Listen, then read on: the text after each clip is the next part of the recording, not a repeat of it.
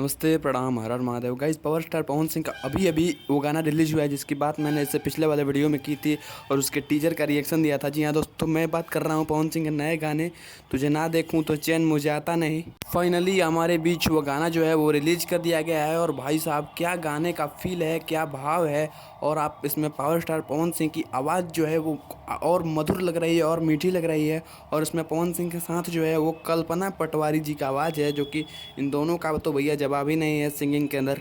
गाना जो है आज सुबह अचानक ही रिलीज कर दिया गया है, जिसकी बात मैंने इससे पहले वाले वीडियो में की थी कि गाना जो है वो बहुत ही जल्द आपके बीच रिलीज होने वाला है। लगभग 1 से 2 दिनों में अगर टीजर आ चुका है तो पवन सिंह का गाना जो है 1 से 2 दिनों में आ जाएगा, क्योंकि पवन सिंह जो है अब फुल फॉर्म में आ चुके हैं।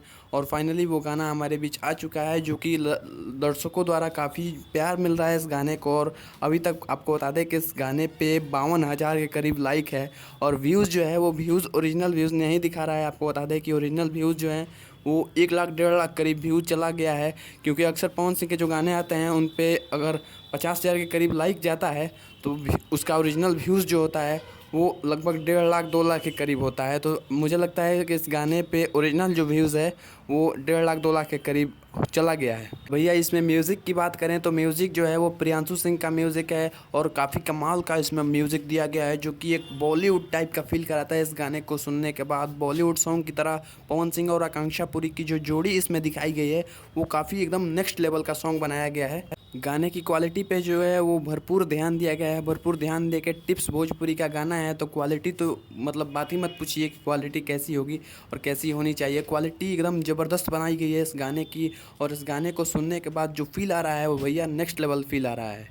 इस गाने में जो लिरिक्स दिए हैं वो रोशन सिंह विश्वास का लिरिक्स है। और ये वैसे तो ये गाना जो है वो एक रीमेक सॉन्ग है हिंदी गाने का, लेकिन इस गाने में कुछ ऐसे ऐसे हमें वर्ड्स देखने को मिल जाएंगे, कुछ ऐसे ऐसे लाइनें सुनने को मिल जाएंगी जो कि वो हिंदी गाने में नहीं है और भोजपुरी में ऐड किया गया है।